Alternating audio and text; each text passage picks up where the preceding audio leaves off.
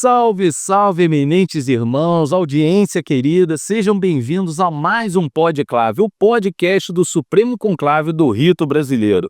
Nosso propósito aqui é justamente esclarecer, trazer informações sobre a maçonaria brasileira e principalmente sobre os irmãos, os homens que habitam esse território, para que você possa conhecer as virtudes, os valores, os ritos, os caminhos, tirar suas dúvidas. Então é para isso que a gente está trazendo essa informação para essa plataforma, ok? Gostaríamos de agradecer também os comentários dos dois últimos episódios que nós retornamos com o Podclave. Foram os melhores, elogiando, dando dicas e principalmente a uma nova audiência de Demolês, de Filhas de Jó e também interessados em saber um pouquinho mais sobre maçonaria. Então fica o nosso agradecimento. Engaje, curta, participe aqui, ó. O nosso irmão Israel está colocando aqui embaixo para você ver os nossos endereços das redes sociais e você pode acessar. Engaje, curta bastante, fale, dê opinião, é muito importante para a gente. E hoje nós estamos recebendo aqui o nosso eminente grão-mestre do GOB RJ, André Luiz Rosa dos Santos, membro também da loja Joaquim Gonçalves Lido. Um prazer recebê-lo aqui, meu irmão. Prazer meu, como vai, Flávio? Tudo bem? Seja bem-vindo. E também estamos recebendo aqui o nosso irmão Igor Camilo Lopes, venerável mestre da loja Monte Castelo 1764, também do GOB RJ e presidente do nosso CAC Rui Barbosa 201. Seja bem-vindo, meu irmão. Obrigado, Flávio. Agradeço o convite para participar do Podclave. E hoje nós vamos falar sobre simbolismo e altos graus. Então, meu eminente grão-mestre, a primeira pergunta vai para você. A questão é a seguinte, a gente queria saber o que o rito brasileiro na maçonaria tem de diferente dos outros ritos. Então, eu entendo, outro dia tive a oportunidade de dizer isso na posse, na renúncia do nosso soberano Ney. O rito brasileiro é um rito que é indissociável da família. A grande diferença, ainda mais, e eu acho que é importante que nós venhamos a tratar de alguns pontos, tivemos outrora, já somos uma instituição antiga, um lado muito ligado ao lado do patriarcado, e o rito brasileiro é o rito que verdadeiramente privilegia a família, quer seja nas suas partes intrínsecas de ritualística, quer seja no dia a dia. Nós não podemos imaginar alguém, um irmão do rito brasileiro, distante da cunhada, quer seja nas cores do rito, quer seja em tudo mais. Eu acho que é uma coisa que diferencia a humanidade, a serenidade e o vínculo à família acima de tudo. Isso é muito bacana, né, Igor? Porque mostra que realmente a maçonaria ela está se renovando, né? Se reestruturando no pensar, que não é simplesmente agir dentro de tempo, mas estarmos hermanados entre família, cunhadas, sobrinhos. E isso acho que o rito brasileiro nos mostra muito bem. O que você acha? Eu acho muito interessante, e o rito brasileiro também, como outros ritos, dedicam à fraternidade. E a fraternidade, inicialmente, intrinsecamente, é a família. Então, nós temos a família como pilar para desenvolver a maçonaria e aos irmãos. E assim, como venerável mestre, a gente sabe que tem todo o cuidado do simbolismo, mas do cunho filosófico é onde a gente discute as coisas importantes do mundo, do dia a dia e da vida. Onde a família está inserida nesse papo que a gente tem? Na fraternidade, no trabalho, a gente trabalha para a família, a gente trabalha para o contexto social. Então, o contexto social, a gente tem que olhar a família. Então, o maçom, que para mim é uma escola de liderança, ele, como um líder, ele tem que estar fincado na família e num bem-estar social. E, meu eminente grão-mestre, a gente tem, assim, ferramentas, além do maçom, né, que podem ser utilizadas para toda a família. Hoje a gente tem a PJ, a gente tem a Ordem Demolês, a gente tem as Filhas de Jó e tantas outras que abraçam. Como é que o GOB vê isso? Então, nós fomentamos as nossas instituições paramaçônicas, dentre elas também a fraternidade feminina. O GOB RJ, ano próximo passado, já recebeu um prêmio com a fraternidade feminina num projeto nacional, Fraternidades que Inspiram, porque nós entendemos que a maçonaria é uma ínsula de qualidade, as nossas lojas são ínsulas de qualidade. E a partir do momento que nós venhamos a agregar essas pequenas ínsulas de qualidade para as nossas cunhadas, os nossos sobrinhos, com as nossas sobrinhas, nós podemos, dentre outros, afastá-los um pouco mais do mundo das drogas, trazê-los um pouco mais para aqueles conceitos que nós temos já arraigados. E aí isso nós entendemos que nós podemos estar alavancando socialmente a nossa instituição e difundindo os nossos princípios. Eu acho que nós podemos sermos, cada um de nós, ou cada um de nossas nós, sermos semeadores de boas práticas. O que o eminente grão-mestre está dizendo, me toca profundamente, porque eu vivi isso na Ordem de Molay. Eu tinha amigos na época de 13 para 14 anos, que muitos se foram, até por envolvimento com drogas. E o Rio de Janeiro tem muito isso, a proximidade, né, que nós temos, né, de comunidades e bairros. Então, fez com que eu tivesse a oportunidade de conhecer. Mas a Ordem de Molay trouxe um caminho das 7 virtudes que transformou a minha vida, que eu levo isso até hoje. Então, o que o grão-mestre falou me toca muito sobre isso. Igor, o que você acha que o de Molay tem de peculiar com o rito brasileiro? As ordens paramaçônicas têm de peculiar com o rito brasileiro? O que é essa transformação, essa similaridade? O rito brasileiro, ele concilia a tradição com a evolução, é um dos nossos propósitos. Então, quando a gente vê essas ordens paramaçônicas trabalhando para a evolução, ela coaduna muito com o nosso rito brasileiro. Você vê que o nosso papo aqui, a gente está falando sobre simbolismo, né, e graus superiores, mas a gente pensa o seguinte, a gente tem que ver o alicerce da casa. Se a gente não pensar no alicerce da casa, como a gente está começando a conversar sobre família, sobre as pessoas participarem e entenderem a maçonaria, é que a gente está fazendo efetivamente o nosso papel. Aí, eminente grão-mestre, eu ia te perguntar, André, o que um maçom precisa fazer fora de tempo para difundir esse papel, esse trabalho que nós exercemos nos nossos rituais? Então, o mais difícil é você educar pelo exemplo. Então não adianta você dentro do templo e só para aqueles que são os seus dizer que você é um educador social, que você é um homem honesto, de bons costumes, quando na realidade você tem que provar a cada dia para o teu próximo que você é uma pessoa correta. Muitos de nós, quando você toma uma fechada no trânsito, quando você recebe alguém, quando você trata com alguém, o combinado nunca é caro. Então, o mais difícil é isso, mas eu acho que o maçom deve estar, e é claro que nós estamos falando também de utopia, mas todo dia você deve acordar e sair de casa com a certeza que você tem que se tornar um homem melhor, o melhor chefe de família, o melhor pai, o melhor filho, e eu acho que a nossa instituição pode auxiliar muito nisso.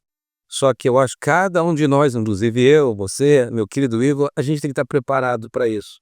E isso é um esforço diuturno. Isso é verdade. Ser maçom é 24 horas, né? A gente não pode deixar. Vamos dormir agora, vamos deixar de ser maçom. O exercício da prática do bem e da virtude, ela tem que ser cotidiana. E a gente estava conversando até com o irmão agora recentemente sobre isso. Ele estava falando que é uma rotina virtuosa, né? Porque faz com que a gente sempre esteja nos autoavaliando. É um trabalho de autoconhecimento. Você acha isso, Igor, que o nosso trabalho de maçom é um processo de autoconhecimento? Com certeza. E estar no templo maçônico, estar no convívio de irmãos, eu estou me lapidando. Eu estou melhorando para ser um cidadão prestante na sociedade. Então vamos colocar o seguinte, para essa audiência que está nos assistindo, que não conhece de maçonaria, quando a gente fala de simbolismo, a gente fala de altos graus, a gente está falando dos graus iniciáticos 1, 2 e 3, e do 4º até o 33 é o que a gente chama de graus filosóficos ou os graus superiores, né? E aí eu gostaria de saber da nossa autoridade máxima, nosso eminente grão-mestre aqui, essa contribuição desse alicerce para o maçom, das suas virtudes, de todo aprendizado que o rito apresenta, ele traz a indicação e a coragem, o desejo da pessoa dar continuidade ao seu estudo. Você pensa dessa forma, grão-mestre? Penso. Então, outro dia eu tive que fazer a gente estava fazendo um processo seletivo para contratação de uma funcionária lá pro GOB-RJ. E eu precisava, em sucintas palavras, mas elas nunca conseguem ser sucintas porque o assunto é vasto ao extremo, explicar mais ou menos para ela o que seria filosofismo, simbolismo. Então eu disse que seria como se você estivesse estudando até você fazer a faculdade. O que te dá solidez no mercado seria o simbolismo. Dali para frente, a sua pós-graduação, o seu doutorado, o seu pós-doutorado, seriam os graus filosóficos, onde você se aperfeiçoaria e se aprofundaria nos estudos daquela matéria, para que ela tivesse a ideia do todo. Perfeito exemplo. Muito bom. E eu acho que nós, como, enquanto presidente, né, de corpos filosóficos, a gente tem que ter essa facilidade de fala e exemplificar para aqueles que estão chegando. Porque muitas das vezes o cara, quando chega nos graus filosóficos, ele fala assim: meu Deus, então vou ter que falar rebuscado, eu vou ter que ter um comportamento britânico. E na verdade não é, né? Eu gostaria que você falasse um pouquinho sobre essa naturalidade e essa harmonia em pensamentos. Na verdade, o irmão ele está em constante evolução. O maçom ele tem que ser o buscador. Então eu vejo o simbolismo como o nosso irmão André falou, o alicerce para você buscar mais coisas no filosofismo. E aí vem os graus superiores, do 4 ao 18, formando o mestre da discrição, mestre da justiça, dizendo um pouquinho do nosso rito brasileiro. Depois do 19 ao 30, a parte de missionário, que aí você estuda os casos os percalços do país, missionário da agricultura, da economia, assim vai. Depois você vê um grau civismo e do 33 fechando o servidor da ordem, da pátria e da humanidade. Então são degraus. São degraus que você vai se aperfeiçoando e melhorando a si e as pessoas que estão em volta. Tá vendo só a escada de Jacó, quanto fez bem pra gente? Imagine que, como está dizendo o nosso querido irmão Igor, o último grau mais importante, ele se torna não mais do que um servidor da pátria da humanidade. Ele volta o ciclo, né? E isso é muito interessante. Só que com muito mais humildade, com muito mais conhecimento e sendo abertura para os outros irmãos que estão vendo. E essa preocupação que nós estamos tendo hoje em nossos grupos aqui de debate é a gente construir esses novos maçons, esse pensamento. Não é simplesmente pertencer a uma ordem que tem sinais, toques e palavras, mas é se comportar, ser exemplo, ser uma liderança, conectar as pessoas. E o GOB RJ está fazendo o quê para conectar pessoas, trabalhar esses indivíduos e unir as suas unidades? Olha, eu não quero me parecer repetitivo, mas eu acho que a gente só consegue isso de verdade a partir do momento que a gente trouxer a nossa família, trouxer a cunhada e trouxer o sobrinho, trouxer a sobrinha. Por quê? Porque a gente começa a fazer, se nós começarmos a fazer grandes campanhas de união dos irmãos, a gente acaba chegando para fazer uma sessão um sábado, à tarde, às vezes à noite, e a cunhada fica em casa, e a família fica desassistida, e o irmão vai para lá, e eu estou falando de coisas sérias, nós fazemos reuniões produtivas, mas tem alguém sofrendo em casa, alguém desassistido, e a vida, mas maçonaria de novo, mas está saindo para outra reunião. Então, todas as reuniões que nós tivemos, o nosso soberano Juliano esteve na abertura do nosso ano maçônico agora de 2025, e foi um dos nossos palestrantes, nós levamos a família. Então nós estamos fazendo assim, nós fazemos um evento maçônico para os homens, mas as nossas cunhadas da Fraternidade Feminina, nosso irmão Igor já participou disso, elas têm um evento paralelo, e neste ano, como foi no Colégio Naval, as crianças, os sobrinhos, sobrinhas, eles puderam fazer uma excursão no Colégio Naval e aprender como é que eles podem fazer para participar do Colégio Naval, para se inserir naquele grupo.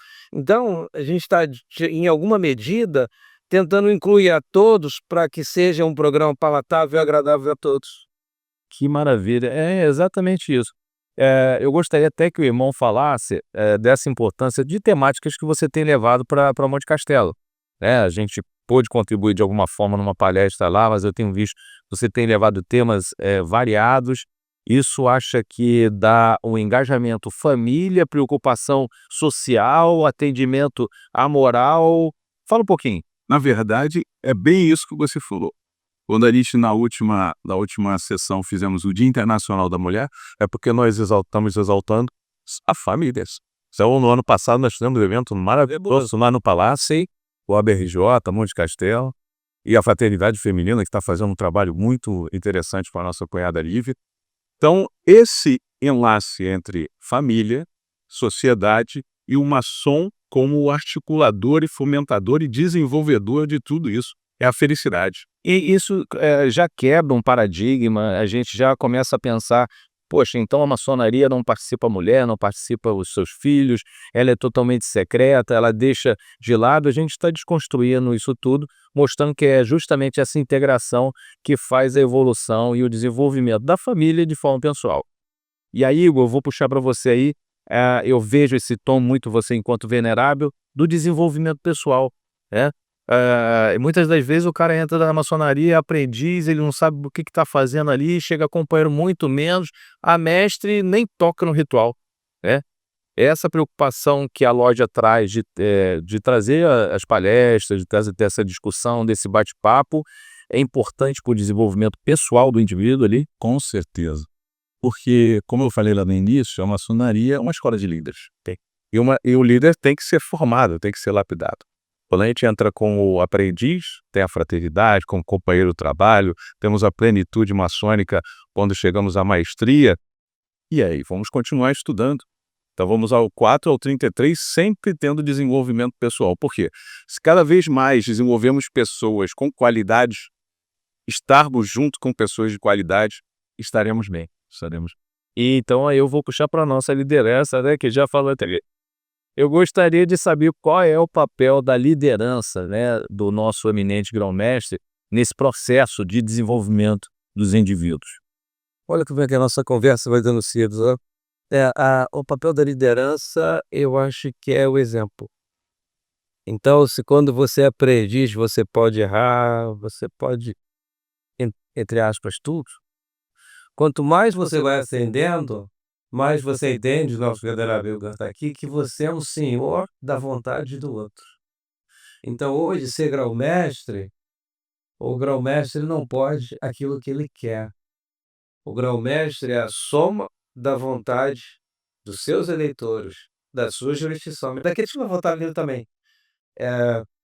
Por acaso, por um motivo, por outro, por os dois juntos, eu fui o único grão-mestre eleito sem concorrência aqui nessa jurisdição no estado do Rio de Janeiro. O que não me faz melhor do que ninguém, por favor. Mas a gente tem, nesse momento, de dar o exemplo. De seu exemplo, você espera do seu grão-mestre que é uma pessoa sensata, ponderada, quando tudo que você mais queria naquele momento era não ser sensato e ponderado. Você daquele que. Oh, mas você não tem mais esse direito, porque você tem que olhar lá no começo da fila, aquele aprendiz Sim. que olha, eu ingressei nessa instituição, aqui nós somos homens sérios, de bons costumes, e aí você olha assim, aquilo está lá em cima, e aí ele está, não é isso? Mas eu entrei aqui para isso. Se o meu líder está assim, e isso é temporário, né? Nós temos uma das 4 anos, mas se o meu líder está assim, isso também me desobriga a ter uma prática. Isso me dá a entender que, além de ser o exemplo, também voltando, né, são os valores transmitidos, né? Exatamente. Então o silêncio ali faz com que a sabedoria, impere na liderança, no caso do nosso eminente, e faz com que pense no outro de uma maneira mais humana e preocupado com o futuro daquele que está por vir. Então parabéns, eu fico muito feliz com esse pensamento.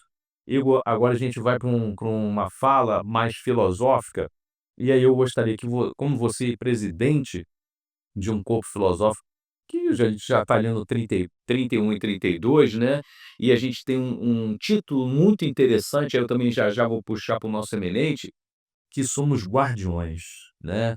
E o rito brasileiro é bem interessante, porque os títulos que são dados aos graus, praticamente são missões, são propósitos de vida, né. E quando a gente chega no 31 e no 32, eu queria ouvir de você, o que é ser um guardião? Um guardião é cuidar do que é de todos.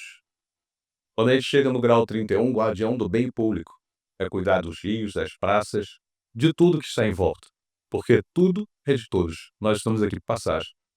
Como falou o nosso grão-mestre que está aqui, nesses 4 anos eu estou terminando meu veneralato e estou cuidando, eu não Monte Castelo, cuidando o melhor possível para que a coisa continue, a coisa prospere, o trabalho continue. E a gente pode dizer também que você está construindo novos guardiões, né, que estão aí por vir para se tornarem futuramente servidores. E dentro do simbolismo, o meu eminente grão-mestre, a gente não deixa também de ser um guardião, né.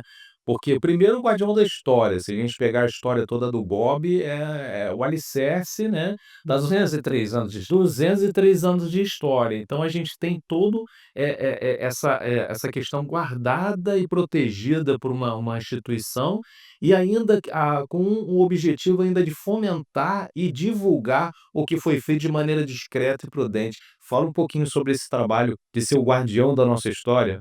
Então, a gente hoje eu acho que a gente precisa, o grande direito do Brasil, no estado do Rio de Janeiro, precisa difundir um pouco mais isso. Nós temos grandes heranças aqui, eu acho, algumas nossas, outras não, por exemplo, o Palácio Mostra do Lavradio, e a gente precisa, em alguma medida, externar para a sociedade o que nós temos. Eu acho que hoje essa herança está muito circunscrita nos nossos muros.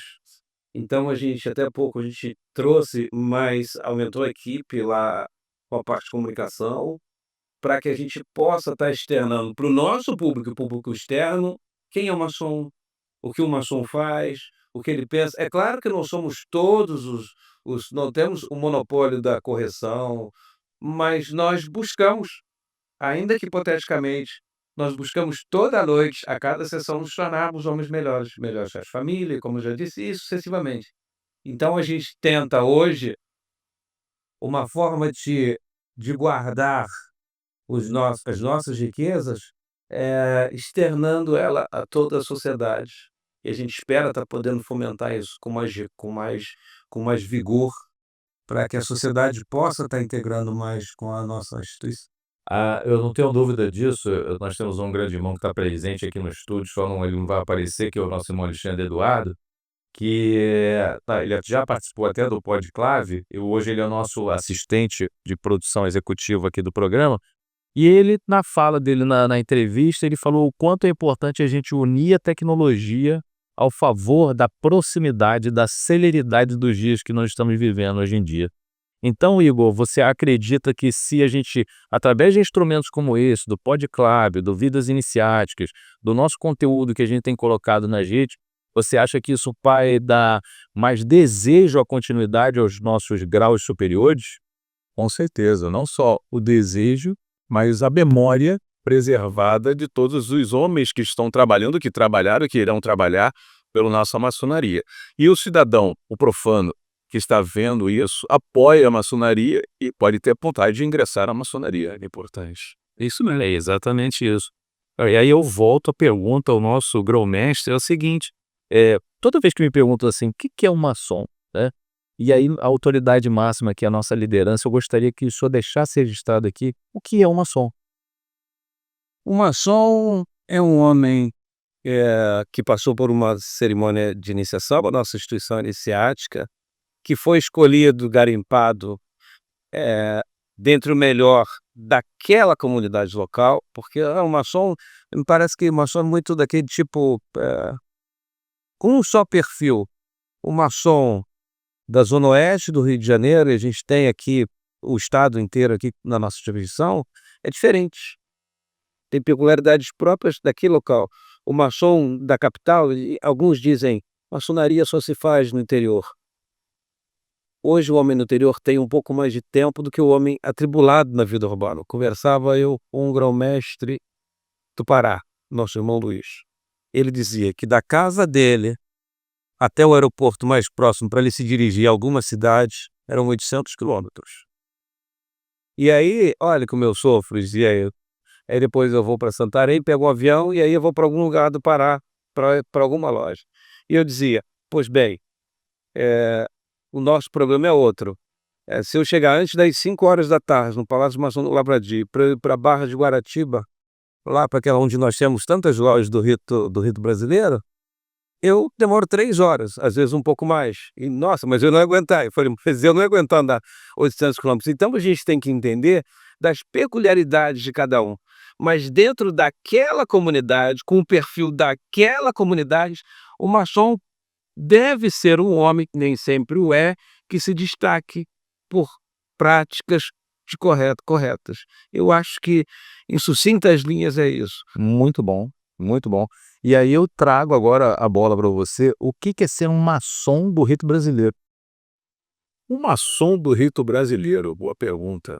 O maçom do rito brasileiro é um homem que está à frente do seu tempo, que está querendo sempre evoluir e trazer temas e características que estejam pulsantes na sociedade.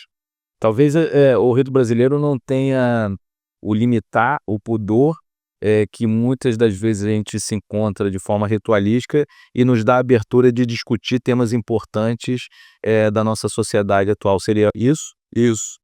A parte filosófica ela nos traz isso, né? Do 4 ao 18, melhorar o ser humano, depois discutir as filosofias, questões do nosso país, da nossa sociedade, até chegar ao guardião, que nós falamos anteriormente, até ser o servidor da ordem, da pátria e da humanidade. Perfeito. Grão-mestre, eu ouvi numa reunião que nós tivemos ontem à noite que existe um número crescente de maçons adeptos ao rito brasileiro. E o GOB está crescendo cada vez mais. O irmão acha que é por conta dessa simplicidade e essa facilidade de interlocução?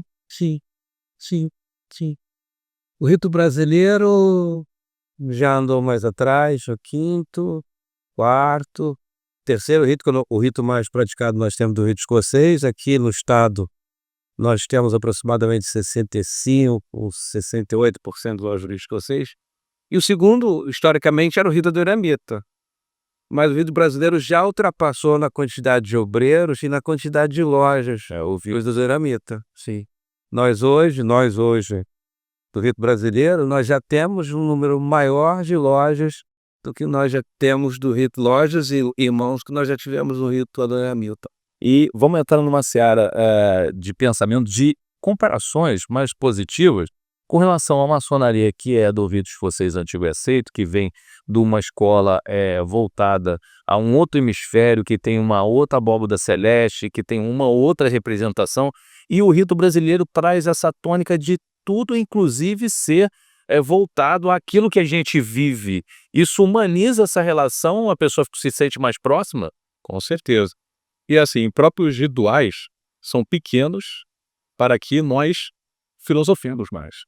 Eu acho isso importantíssimo. Eu vou ser sincero, eu me apaixonei pelo rito brasileiro justamente por essa consideração de eu poder divergir do irmão, o irmão colocar a sua réplica, eu entender o seu posicionamento, o outro irmão abrigar isso de forma carinhosa, ser um fiel da balança e conduzir isso, e no final da cerimônia a gente consegue entender que é esse conjunto de ideias que faz o desenvolvimento de um Estado, de uma nação. É isso, eminente? Então, quando nós assumimos, eu quero dizer que isso aqui nós não tem campanha, por favor.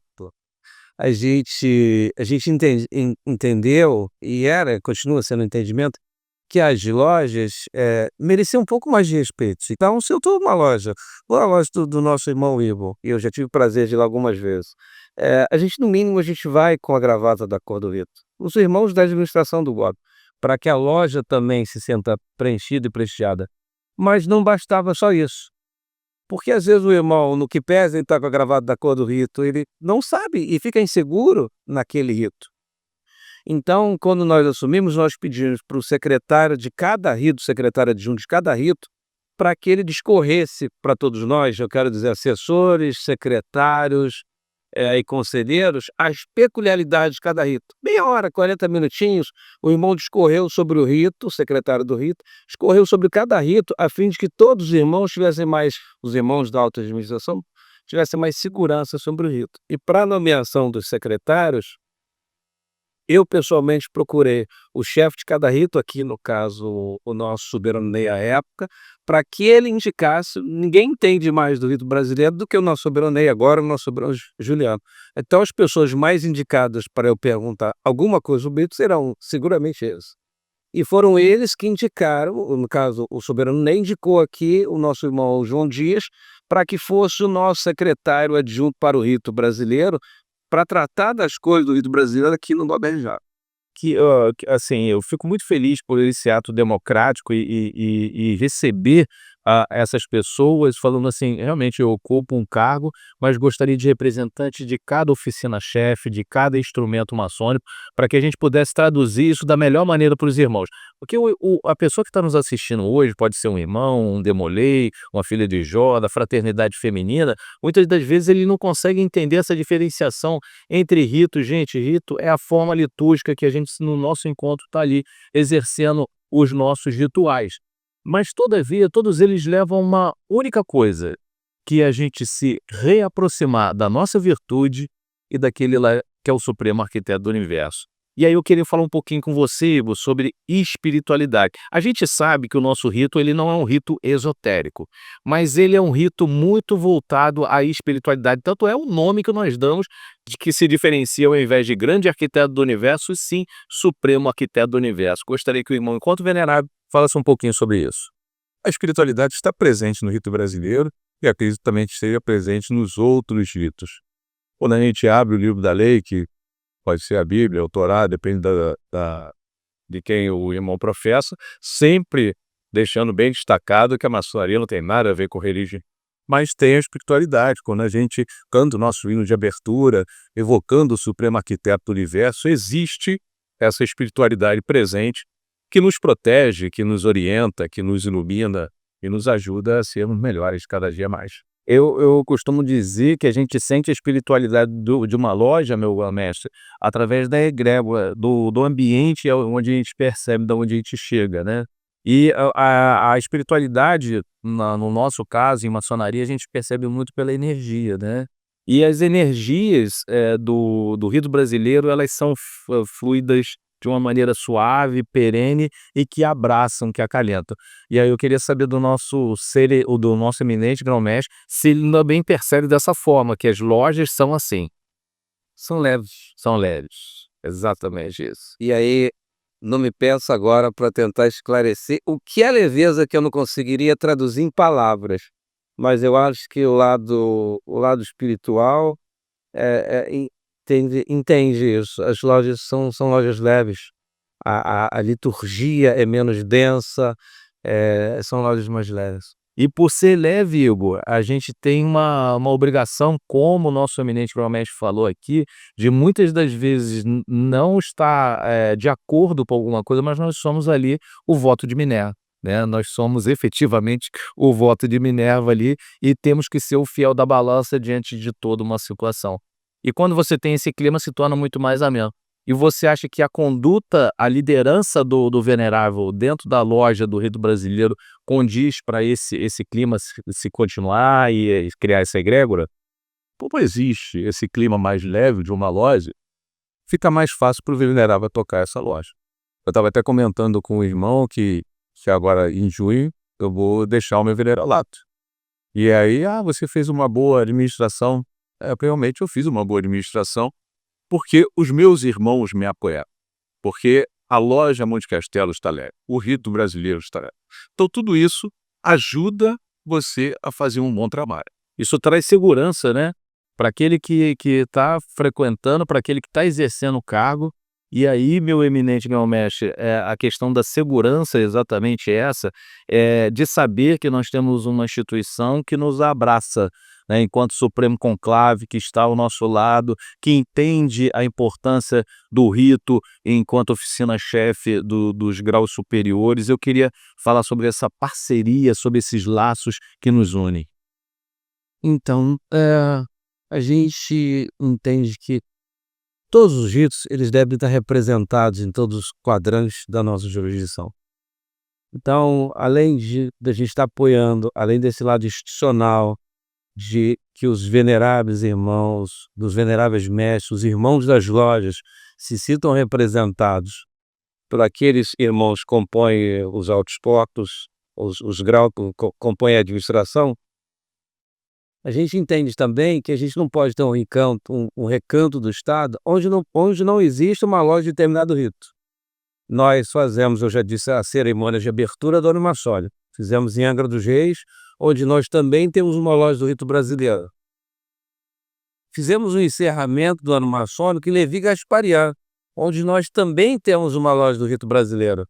E eu já conversando com outros irmãos, quando seria importante que nós fundássemos uma loja do rito brasileiro lá para o canto da região dos Lagos, Macaé, entre a região dos Lagos e Macaé, norte, porque nós não temos uma representação do rito brasileiro naquele canto. Nós temos bem o sul do estado, a última loja do sul do estado, Itatiaia, rito brasileiro. Nós temos bem, não sei, noroeste, talvez, Levi Gasparian. Mas nós não temos, no norte nós temos em Campos, que Dignidade e Justiça, Dignidade e Justiça. Mas nos falta ainda, região serrana, nós temos Nova Friburgo, Oscar Argolo, mas falta ainda, e eu acho que cabe ao administrador da coisa pública governo fluminense, ter tratativa com os irmãos do rito brasileiro, para que nós possamos fundar uma semente do rito brasileiro naquela região.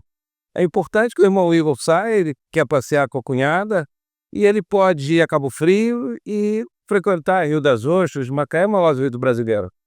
Ele não quer ir à praia, ele quer a região serrana, ele tem uma loja do rito brasileiro.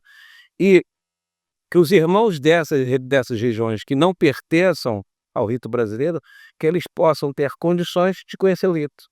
E aí, com isso, o rito vai ganhando capilaridade, vai ganhando novos adeptos. Hoje nós começamos a enamorar o projeto de termos uma loja em o município Unamar, do rito brasileiro. Alguns irmãos lá adormecidos, mas já começamos a enamorar de termos uma loja do rito brasileiro na Pá. Que bacana. Falamos muito sobre ritos brasileiros, falamos sobre a importância do GOB, falamos sobre família, nós falamos sobre a união. Agora eu queria, antes de fechar da pergunta final, mas essa penúltima aqui, é falar sobre a importância da intervisitação. O quanto isso agrega valor ao maçom. E independente do rito, eu queria saber sobre o seu pensamento, Igor, com relação a intervisitações entre nós. Intervisitação é conhecimento, intervisitação é estar junto, é unir forças.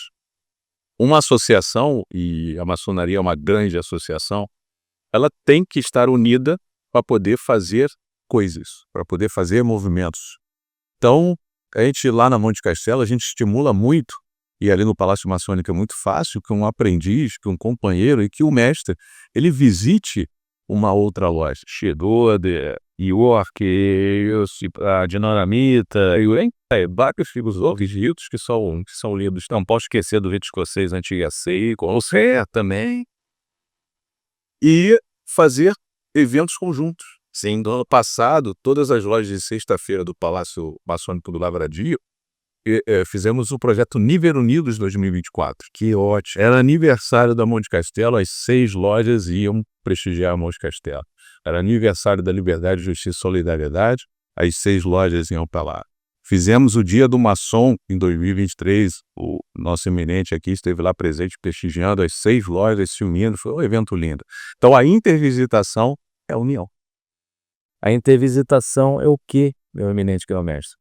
Tem uma máxima em maçonaria que é a seguinte: quem não visita não é visitado, quem não frequenta não é frequentado. Nós tivemos esse final de semana em Santa Catarina, uma jurisdição que tem muitas lojas do rito brasileiro, quiçá Bahia e talvez Santa Catarina sejam os orientes onde nós tenhamos mais lojas do rito brasileiro. Na Bahia, o rito brasileiro está acima de todos os outros ritos. É lógico que é o rito que tem mais lojas. Santa Catarina ali deve estar duelando. O eminente Santa Catarina, nosso irmão Nilson Manuel, ele é nascido no rito brasileiro. Ele diz: eu sou hoje o único grão-mestre nascido no rito brasileiro. Ele diz isso com muito orgulho, é um grande amigo. Mas nós temos, por exemplo, nós tivemos lá esse final de semana. Esse final de semana passado. Este não. No próximo nós estaremos em São Paulo, começo de maio, em Rondônia, para o encontro dos grão-mestres da região norte e nordeste. Poxa vida, André, mas você só quer passear porque vai dizer outro. Você é grão-mestre do Rio de Janeiro para fazer em Rondônia. Unir os irmãos, é verdade. Porque só assim é que os irmãos virão aqui ao Rio de Janeiro. Eu acredito muito nisso. E quando há intervisitação, deixa que pensamentos outros vaguem sobre dúvidas que possam ocorrer. Porque a presença, o olho no olho, a troca se torna fraterna. Então, o irmão Igor aqui capitaneou várias e várias vezes reuniões com todas as lojas de sexta-feira. É um grande líder que nós temos no Palácio, é bom fique registrado, um grande líder que nós temos no Palácio Maçônico de Lavradio. Conseguiu capitanear, sem nenhum orgulho, sabe? Sim. Conseguiu capitanear todas as lojas para eventos comuns. Olha, não precisa ser na minha loja, a gente vai, todos nós vamos na sua loja. Sabe? Independente de Covid, independente de qualquer coisa, nós vamos fazer uma reunião conjunta com a sua loja. Isso é muito importante para ter. Parabéns, Igor, parabéns. E agora, para a gente fechar, eu queria saber do irmão, qual é a visão que o irmão tem do futuro para o rito brasileiro? Futuro do rito brasileiro. Rito brasileiro, para mim, ele é um agente modificador. Nós, maçons, temos o rito brasileiro, claro, o que pratica o rito brasileiro, como uma ferramenta para transformar. Perfeito, nossa, assim, eu fiquei até feliz em ouvir isso, porque é exatamente como eu penso. E essa alegria, eu acho que tem que ser comum entre todos nós que participamos do rito brasileiro. E ao nosso eminente, qual é o futuro, qual é a visão de futuro do rito brasileiro? Eu acho que o rito brasileiro hoje já, através da sabedoria inegável do nosso eterno soberano grande primaz Ney Inocêncio, já ajustou, porque a vida, ela impõe isso a todos nós. Por vezes nós não enxergamos, mas ela já ajustou, ela já modulou o futuro com a chegada do nosso soberano Juliano. Mais jovem, com mais vigor, isso é inerente da vida. Então já o vejo muito mais alinhado para os desafios da próxima década. Então já pode ter no horizonte, esse é o meu entendimento, um crescimento bem grande do rito brasileiro que ele vai estar mais, no meu ponto de vista, mais alinhado para o futuro. E vai receber o futuro. Ele já está num ponto futuro. Ele premeditou de maneira positiva. Exatamente. Meus irmãos, antes da gente terminar, eu gostaria de agradecer ao nosso patrocinador, que o Misael vai colocar o videozinho aí para vocês verem, e a gente volta já já.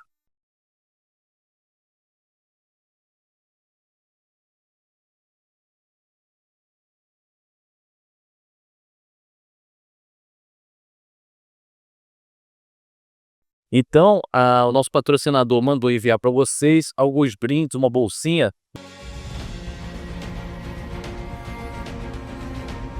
Sintam-se agraciados, e a gente não pode esquecer também da tudomentoria.com.br. É a mentoria para aqueles líderes que querem aumentar a sua performance, desenvolver a sua empresa e ter uma consultoria dedicada, um assessoramento.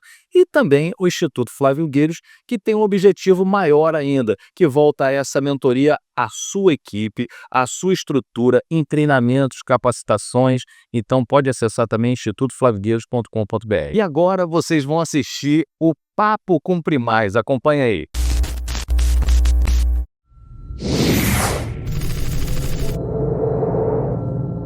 O Álvaro Palmeira, um dia chegou lá no gabinete, estava eu tinha, naquela ocasião, eu tinha um apelido de João Mestre, porque eu morava na rua do Riachuelo, a 2 quadras do Grande Oriente. Era funcionário público, trabalhava na parte da manhã, à tarde eu ia para o Grande Oriente, não tinha o que fazer, ficava lá, conversava, e o Álvaro Palmeira me ocupava para fazer muita coisa. Naquele tempo não tinha computador, não, era negócio de máquina de datilografia, eu era datilógrafo. Mas quando eu trabalhei naquela máquina lá, datilografia, no trabalho do Palmeiras. Mas aí ficamos lá, o Palmeiras chegou um dia e disse assim, olha, eu vou contar para vocês, eu cheguei anteontem da cidade de Caxias do Itapu, mas foi uma festa. Quando eu cheguei lá de carro de Vitória para lá, eu fui de avião e de Vitória para lá de automóvel, chegamos no trevo da cidade, foi uma festa. Muita gente, muito carro parado, tinha até carro da Polícia Rodoviária Federal para abrir caminho para o nosso porteiro. Aí fomos para a loja. Chegamos lá, à noite teve a sessão. Teve a reunião, um tempo super lotado, porque eles vão daquela cidade toda, foram para lá para conhecer o grão-mestre, ouvir o grão-mestre. Mas isso era comum, toda a cidade que tinha esse carinho dos irmãos. E o venerável da loja reuniu a loja e o Val Palmeira, para contar melhor o assunto, o Val Palmeira era baixinho, tinha 1 metro, só era pequenininho, parecia um adolescente, um bravo, né? Aí o Palmeira falar, ouvindo os irmãos falar, e chegou a hora o último falou, e daí, enquanto os irmãos estavam falando, o venerável mestre, que era um português, ele só ficava escrevendo. O irmão levantava, falava, soberano tal, irmão grão-mestre, ele ia só anotando, escrevendo. Quando chegou no final, não tinha mais quem falar, chegou a vez do venerável. Aí o venerável vira ao Palmeira e diz assim: ai, Jesus, eu estou numa situação agora, meu grão-mestre, eu não sei como é que eu vou me dirigir ao irmão. Eu em casa escrevi vários predicados para poder tratar o irmão. E os irmãos do quadro foram falando: soberano, eu risquei; eminente, eu risquei; poderoso, eu fui riscando. E iam falando, eu riscava. Não sobrou nada para mim, meu grão-mestre. Não sobrou nada. Eu estou numa situação, eu vou repetir, muito difícil. Mas o grande arquiteto do universo veio em meu socorro e eu saúdo o menino Jesus da maçonaria. Acho que fecha. Obrigado demais. Bom demais, né? Enem Inocêncio. Agora não para por aí não, gente. Acessa o nosso site do Supremo Conclave do Rito Brasileiro e lá, quando você entrar no portal do irmão, vai ter uma abinha para o shopping, né? Que é onde você pode adquirir essas camisas, canecas, pins, isso tudo de maneira muito rápida. É só clicar, mais de 3 cliques não passa e você já recebe aí na sua casa, tá ok? Muito obrigado, meu eminente grão-mestre, pela sua presença. As suas contribuições são de tamanho valor que eu fico tão feliz em estar participando desse momento do Rito Brasileiro. O irmão está aqui junto com a gente. Sou quem agradece. Contem conosco, conte com toda a estrutura do GOBRJ. Ela está aberta ao Rito Brasileiro e a todos os irmãos. Conte com a gente, precisando, a casa de vocês. Usem e abusem. Muito obrigado. Meu irmão Igor, meu querido irmão Igor, né, somos presidentes de um corpo filosófico tão importante, que a gente está falando do grau 31 e 32. É uma honraria ter você aqui no nosso Podclave e a minha satisfação, a minha gratidão por você estar aqui conosco. Obrigado, eu que agradeço participar do Podclave e qualquer projeto do Rito Brasileiro, estarei sempre de pé à ordem para servir. Meus amigos, minhas amigas, irmãos, obrigado pela audiência e a gente volta já já. Obrigado a todos, um prazer estar aqui trabalhando pela maçonaria brasileira e eu faço um convite a você. Quer saber mais? Acesse aqui, ó. Tá no rodapé, o Isael tá colocando para vocês todas as nossas redes sociais. Participe, comente, curta, dê a sua opinião, é muito importante.